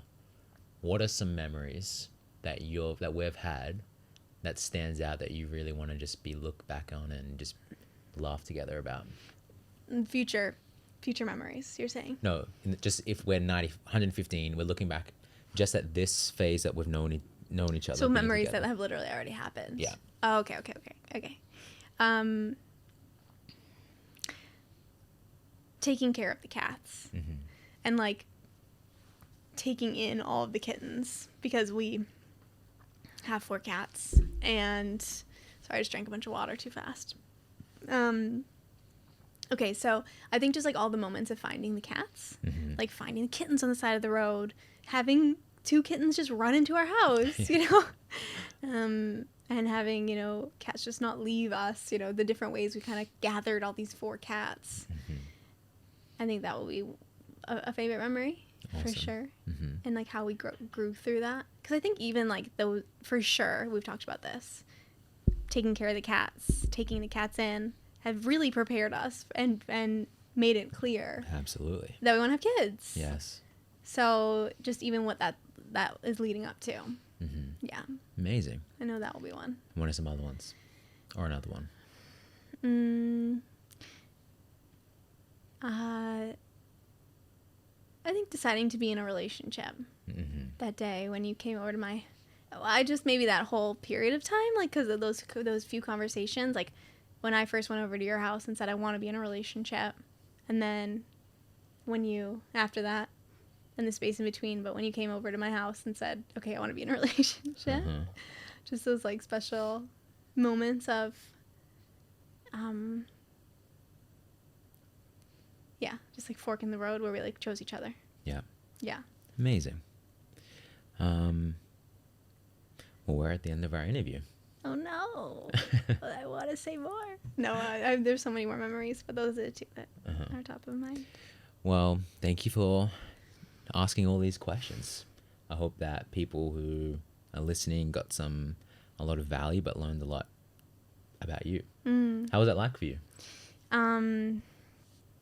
It was good. I think I had these moments of like, is my story interesting? Like, do people care this much about the little details? But when I could put that to the side and just hear that. But besides that, it was really fun to revisit. It was fun to revisit certain parts. It felt emotional to think about other things. And yeah, just overall, I think I have a sense of like awe looking back on like the many lives and so all the growth that I committed to along the way to be who I am and where I am now. I'm really grateful for those versions of myself and her like bravery and strength and commitment to herself. 'Cause Yes. it was not easy. Yeah. But it was amazing for sure. Well, I love you. I love you. Thank you for being on my podcast for today. The next week we're gonna swap things around. Yeah, I'm so excited to put you in the hot seat. Yeah. It is hot in this seat because I'm sweating. Yeah. I'm like, can you see my sweat marks? I can't. Oh, I think good. it actually temperature's gone a little bit down. It did, I mean, right? I think so. Yeah. But thank you for being here. Thank you for listening. Thank you for watching. If you have, we really hope that you got a lot of value from this. So if you did, we would love to know. And please share this, rate our podcast as well in the App Store. How do you do that? On iTunes. On iTunes. You leave a review in iTunes. Yeah, definitely do that because Yeah. it boosts our podcast. And Exactly. allows other people to see it. Yes. Leave a like on Yes. Go. YouTube. Subscribe. YouTube, subscribe. I want to leave a comment also. I want to know your biggest takeaway. Yes. Biggest takeaway, biggest ahas. And thank you for listening. Please keep coming back and supporting us and watching and listening. And yeah, I'm excited to do more. Yeah, me too. And let us know if there's anything you want us to talk about. Yeah. We are available to hear. Yeah. See you next week. Bye.